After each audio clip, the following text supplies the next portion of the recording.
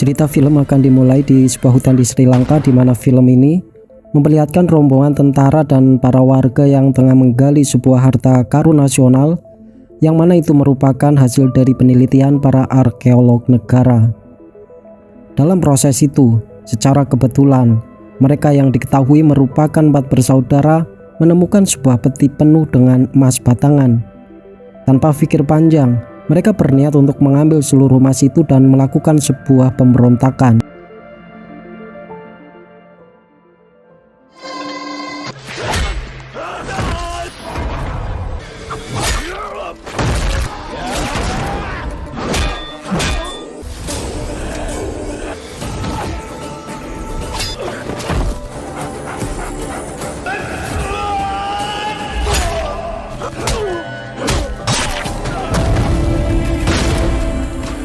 Melihat gaya bertarungnya, kemungkinan besar mereka bukan warga biasa, di mana di situ mereka mampu mengalahkan semua petugas penjaga hingga kemudian mereka melarikan diri menggunakan sebuah perahu milik nelayan.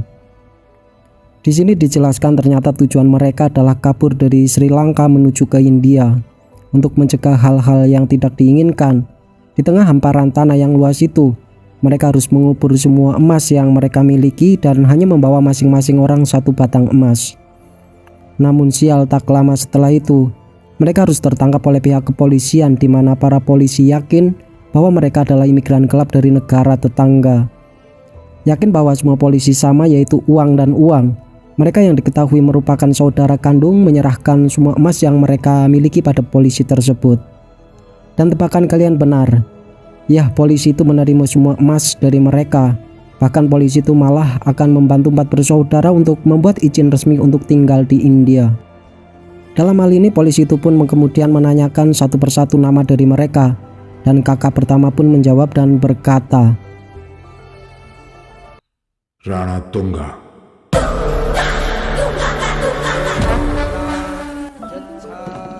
1 bulan kemudian kini Rana Tunga dan ketiga saudaranya bekerja dan membaur sebagai nelayan lokal. Suatu ketika seorang pria mendatangi mereka dan mengamuk di sana.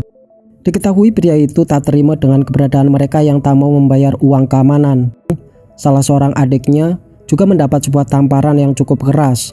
Namun ketika adiknya mau membalas, Rana Tunga lebih memilih untuk menahannya. Sepertinya sang bos melakukan sebuah kesalahan yang tak ia sadari, di mana di malam harinya mereka mendatangi rumah sang bos dan sungguh di luar dugaan, Rana Tunga dan saudaranya tanpa ampun membantai seluruh anggota keluarga si bos itu.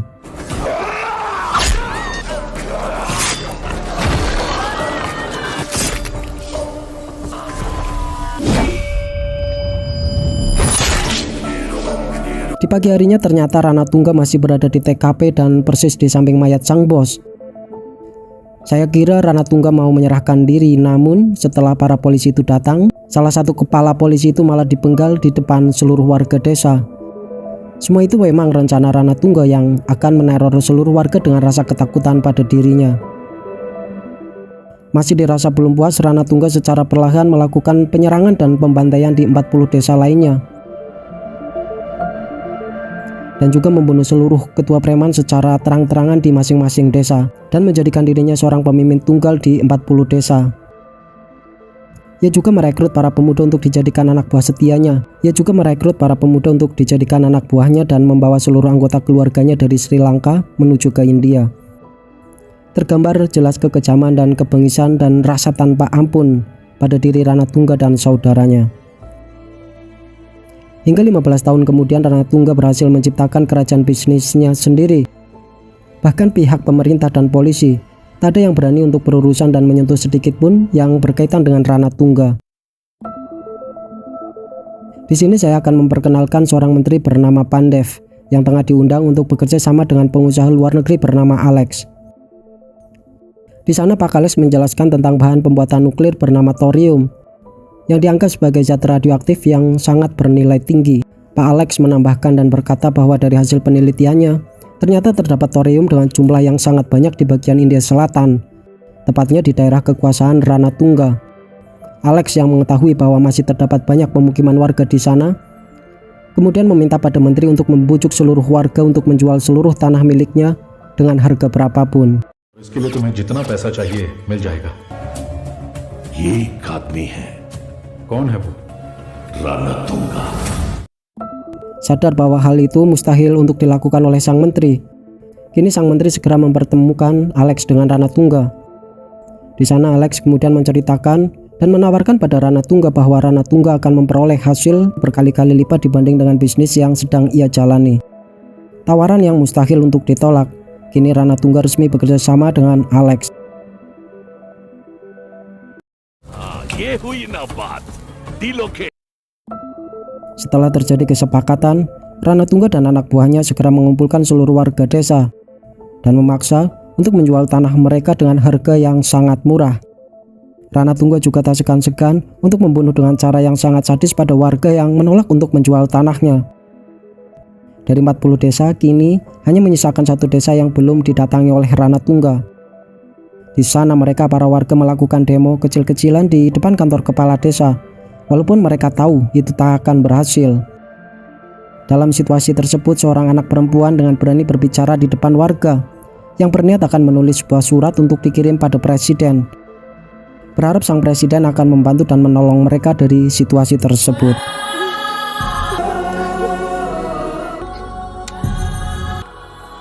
इसे संभाल के ले जाना। तुम लोग संभल के जाना, जाओ। Namun sialnya kabar mengenai desa yang melakukan protes di depan kepala desa telah sampai di telinga Ranatungga. Dan pada malam itu juga Ranatungga ditemani istrinya yang juga memiliki karakter yang tak kalah kejam, mulai memburu dan membantai satu persatu para warga di sana. Hingga tak ada lagi yang berani untuk menentangnya.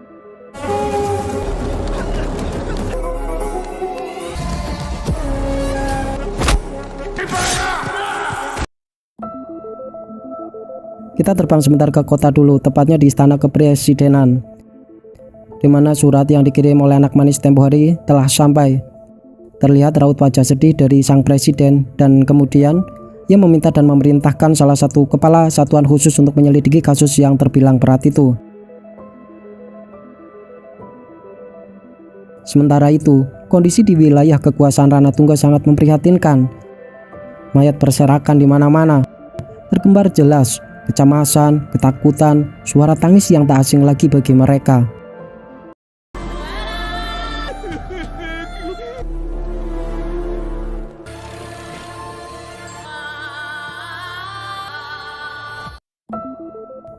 Dari seluruh instansi polisi yang lebih memilih untuk tidak berurusan dengan Ranatungga, ternyata ada polisi wanita yang dengan berani mendatangi TKP dan menanyakan pada warga siapa yang melakukan hal keji tersebut. Walaupun para warga desa mengetahui siapa pelakunya, namun mereka lebih memilih untuk tutup mulut. Siapa sangka ada seorang anak laki-laki dengan lantang menjawab. Mengetahui hal itu, polwan itu segera menelpon atasannya untuk meminta izin untuk mendatangi rumah Ranatungga untuk bertanggung jawab atas apa yang dilakukan pada penduduk desa. Mendengar itu, rekan polisi pria tiba-tiba क्या हुआ? डर लग रहा है madam. ना? वो Ranatunga madam, Ranatunga on the spot resign ma'am. pengecut kata yang tepat untuk para polisi pria itu yang lebih memilih untuk pulang semua. Kini hanya tersisa 7 polisi wanita yang akan menangkap Ranatungga. Setelah sampai di rumah Ranatungga, Yanti tanpa baba langsung menghajar satu persatu para penjaga rumah Ranatungga. Di sana Yanti juga dihalangi oleh ibu Ranatungga. Namun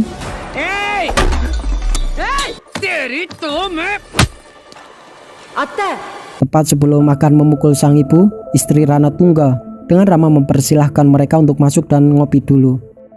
Di dalam rumah, sang istri mencoba untuk bersikap sabar, di mana di sana Yanti bersikeras untuk bertemu dengan Ranatungga.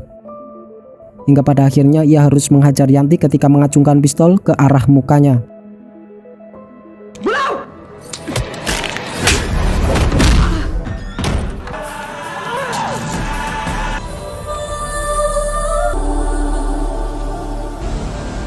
Tak hanya itu, sang istri juga menyuruh anak buahnya untuk menelanjangi dan menggarap mereka semua. इस लंका में कदम रखने से Kita tinggalkan rumah Ranatungga dan menuju ke sebuah kereta di mana terdapat seorang pria dengan tubuh kekar dengan kacamata hitamnya. Entah kenapa tiba-tiba kereta yang ditumpanginya harus berhenti di tengah jalan.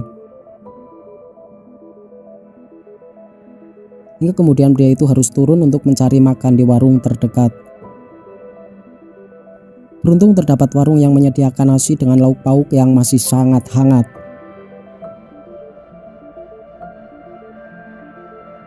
Pada saat yang bersamaan terdapat rombongan preman menggunakan mobil jeep, di mana salah satu dari mereka menyenggol makanan sang pria hingga jatuh ke lantai. Dengan sopan, pria itu mendatangi sebut saja namanya Saprol dan berharap kata maaf keluar dari mulut Saprol. Namun mereka malah tertawa dan mengejek hingga terjadi hantaman keras pada salah satu preman di sana. Sorry चाहिए उसको सॉरी चाहिए उसको अबे हवा आने दे चल हट। Tanpa sedikit pun rasa takut, pria itu sekali lagi meminta kata maaf dan menekankan pada mereka bahwa ia mempunyai hantaman yang bisa merobohkan banteng liar. Bisa dilihat bahwa pengakuan sang pria bukan isapan jempol belaka dan langsung dibuktikan pada saat itu juga.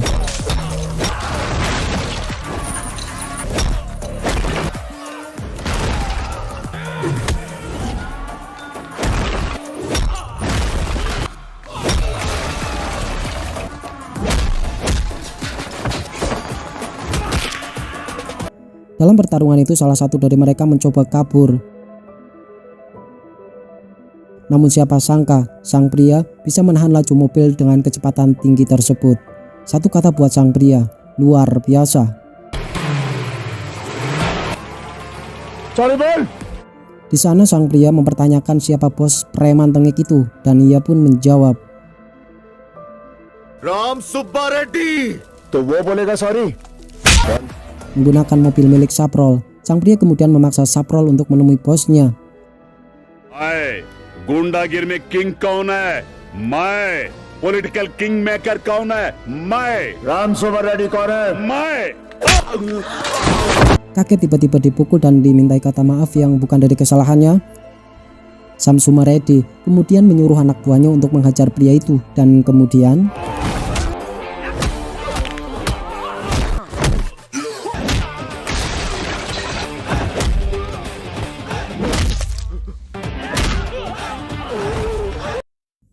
merasa terpojok karena semua anak buahnya telah dikalahkan. Sam Sumaredi kemudian mengancam akan melaporkan pada bosnya yang bernama Somulu. Dan apa yang dikatakan pria itu? वो सॉरी बोलेगा Dibungkus lagi aja mereka. Di sini belum dijelaskan siapa pria tangguh itu. Dan ini adalah Somulu, di mana dijelaskan ia kini tengah berada di kantor yang mengelola berbagai dokumen dan aset-aset penting. Di sana Somulu tengah meneror dan memaksa para pegawai untuk mendatangi berkas kosong untuk tujuan tertentu.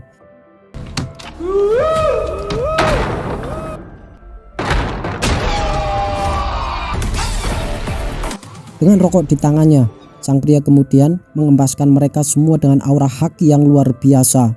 Sang pria kemudian menceritakan detail masalahnya pada Somulu dan ya terjadi lagi deh. क्या बोले बोल रहा है सॉरी बोल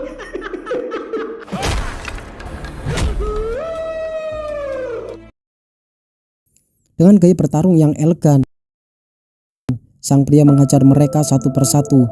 Tendangan, pukulan, lemparan, pukul lagi, tendang lagi, dan lagi-lagi. Entah sekuat apa pria itu.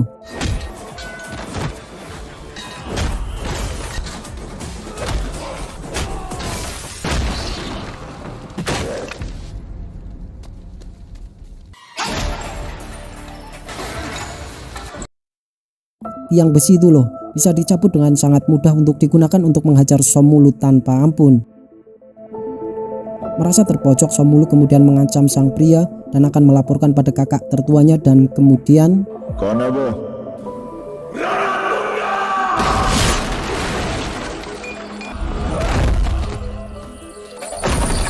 untuk pertama kalinya rumah sang penguasa Ranatungga dengan mudah diobrak-abrik oleh seorang yang kita juga belum mengetahui identitasnya. Setelah sampai di dalam rumah, pria itu kemudian meminta Somulu untuk memanggil kakaknya untuk meminta kata maaf untuk dirinya.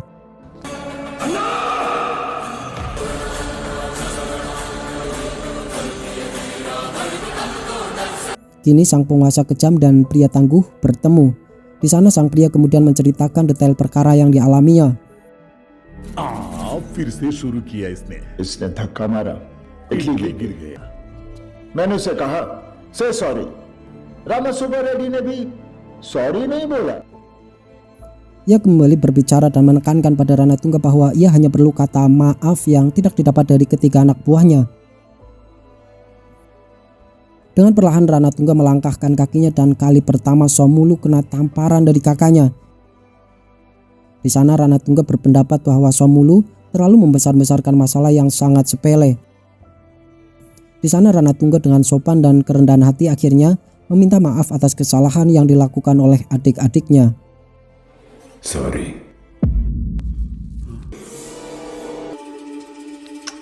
Love you sir. Namun, sesaat sebelum dia itu keluar dari rumah Ranatungga, ia mendadak mengingat semua kejanggalan atas kejadian yang dialaminya, yaitu ketika melihat dokumen kosong yang distempel, mobil polisi yang terparkir di halaman rumah, dan seragam polisi yang berserakan di rumah Ranatungga. Dari hal ini, sang pria memutuskan untuk mengurungkan niatnya untuk pergi, dan kemudian secara perlahan memungut satu persatu seragam yang tergeletak. Dan aneh, pria itu tiba-tiba mencabut teralis besi di salah satu kamar sebelum akhirnya ia memberikan semua seragamnya yang ia pungut pada pemiliknya. Namun, mungkin kalian terkejut di mana di sana pria itu dengan mudah mencabut pagar kayu jati dengan mudah dan melemparkannya. Satu persatu anak buah Ranatungga dihajar tanpa ampun, terlebih ketika melihat Yanti dengan keadaan begitu yang baru keluar dari salah satu kamar.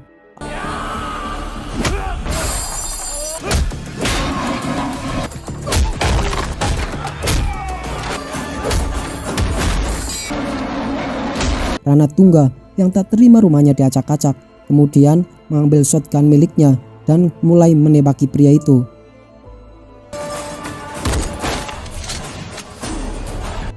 Kini mereka saling menodongkan senjata.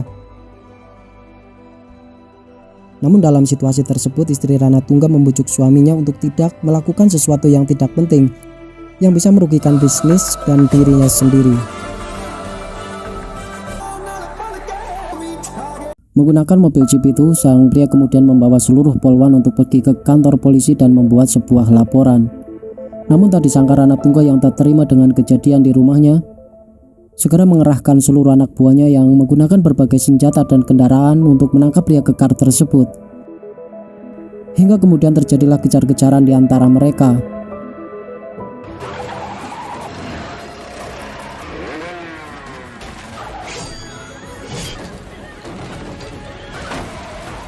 Beruntung sang pria berhasil lolos dari amukan anak buah Ranatungga. Namun sial, salah satu polisi di sana mengalami luka tembak yang cukup serius. Hingga pada akhirnya mereka harus mencari pertolongan di desa terdekat.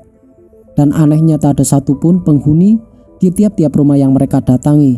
Sebelum akhirnya ada seorang nenek yang muncul yang bersamaan dengan kematian polwan tersebut. Dijelaskan di sini bahwa desa tersebut adalah desa di mana para warganya yang tempo hari lalu berani melakukan perlawanan pada Ranatungga. Di sana sang nenek mulai bercerita tentang berbagai kejadian yang dialami oleh seluruh warga di sana. Nenek itu juga menceritakan tentang cucu yang disiksa oleh seorang kepala polisi hingga menjadi seperti itu.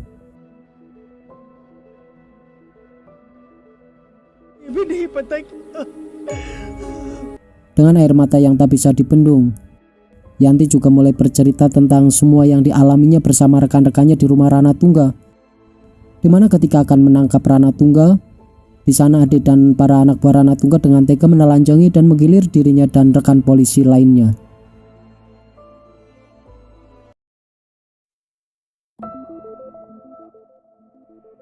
Beberapa saat kemudian sang pria mendatangi kantor polisi untuk membuat sebuah laporan atas kejadian yang dialaminya. Namun aneh di mana di kantor, para polisi di sana bertingkah seakan sedang liburan. Terlebih salah satu staf di sana malah menyuruh sang pria untuk menulis sendiri apa yang akan dilaporkan.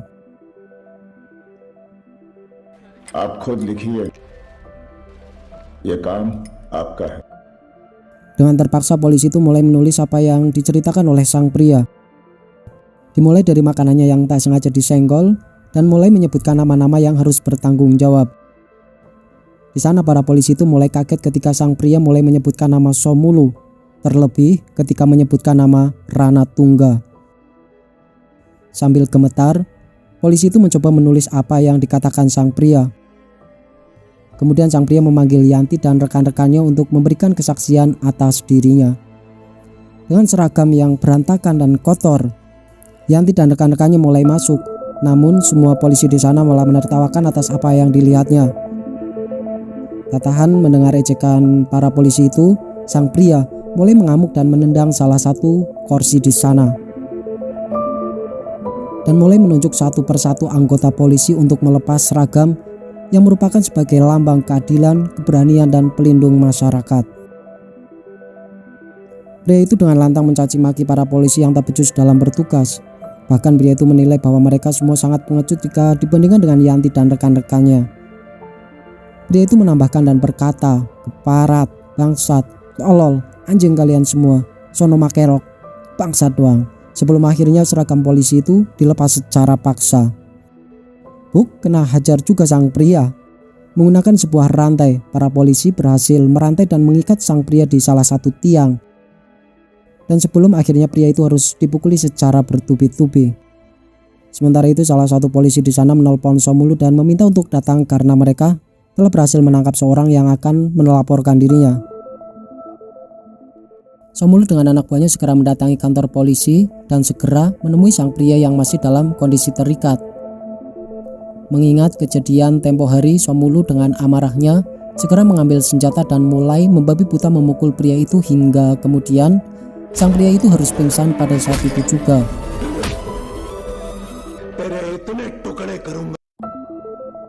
Di sana salah satu polisi senior tiba-tiba kaget ketika melihat wajah sang pria.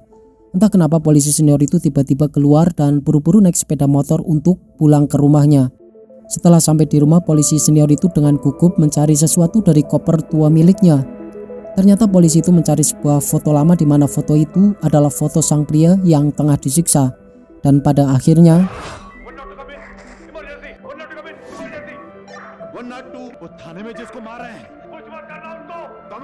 di sini akan dijelaskan siapa sosok pria misterius itu. Belum lengkap sih, nanti di akhir film akan tahu siapa sosok pria misterius ini. Lanjut di sebuah penjara ekstrim di mana para napinya merupakan penjahat kelas berat yang telah melakukan berbagai kejahatan tingkat S. Suatu ketika ada sebuah tahanan baru dengan nomor punggung 666, di mana sang pria dengan sengaja selalu bertarung dan membuat kerusuhan di dalam penjara dan membantai para tahanan lain dengan sangat mudah.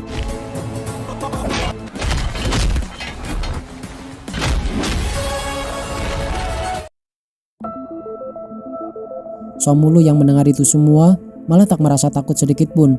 Bahkan ia merasa tertantang untuk segera membunuhnya dan menyuruh salah satu anak buahnya untuk membangunkannya. Salah lagi nih si kampret Somulu. Di sana ternyata sang pria hanya berpura-pura ditangkap agar sang pria lebih mudah menghabisi mereka semua sekaligus. Dan pembalasan pun dimulai.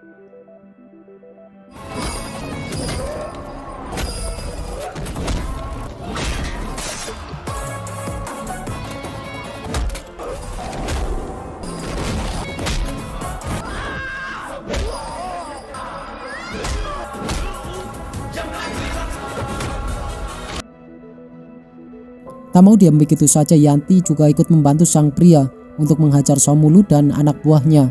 Sebelum akhirnya Somulu dan para anak buahnya harus mati dengan cara digantung di kantor polisi tersebut.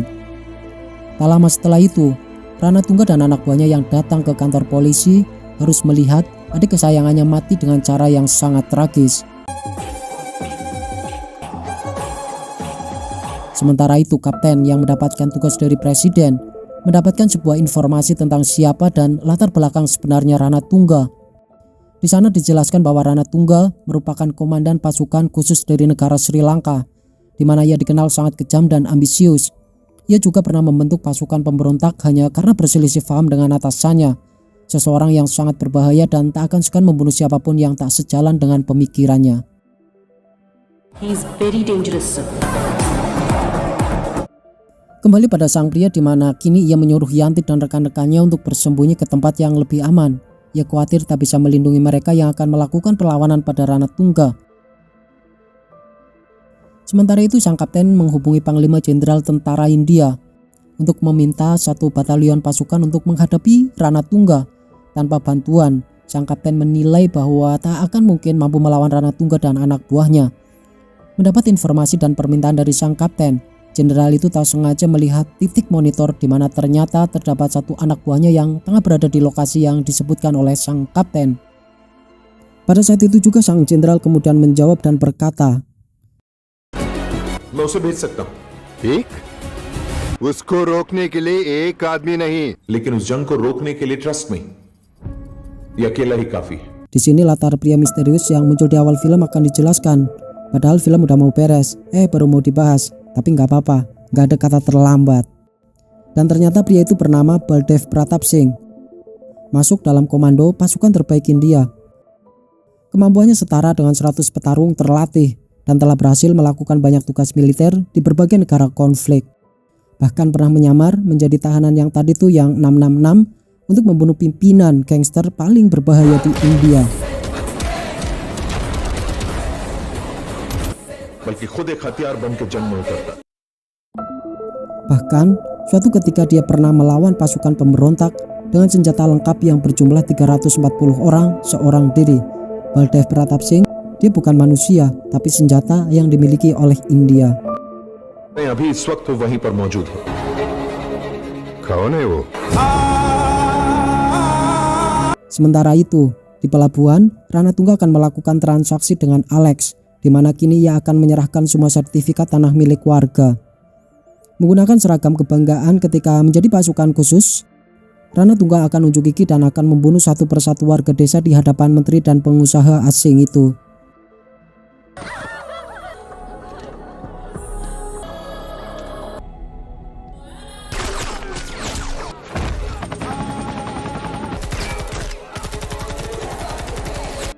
Dan apa yang terjadi malah sebaliknya, anak buah Ranatungga satu persatu dibabat habis oleh Baldev Pratap Singh. Menggunakan roket launcher, Baldev mengamuk tanpa ampun. Dan kini, Baldev harus berhenti mengamuk ketika Ranatungga menyandera anak manis yang pernah mengirim surat pada presiden.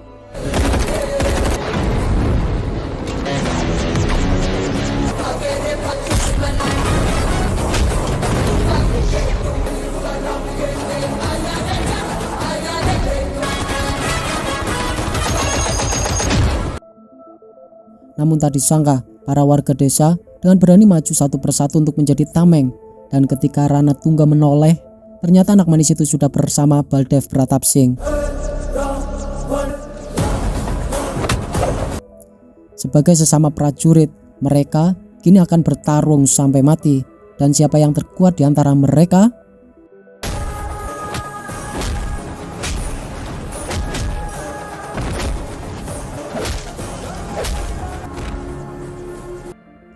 Pertarungan mereka nggak sesuai ekspektasi saya.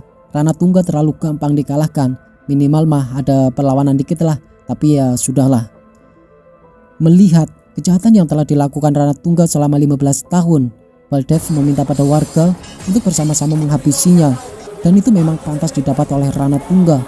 Istri Ranatungga juga harus mengakhiri hidupnya dengan dor di depan Yanti. Seperti film India pada umumnya, sang kapten dan anak buahnya akhirnya nongol. Sebelum akhirnya dengan segenap jiwanya ia memberi hormat pada Baldev Pratap Singh, sang singa kebanggaan India.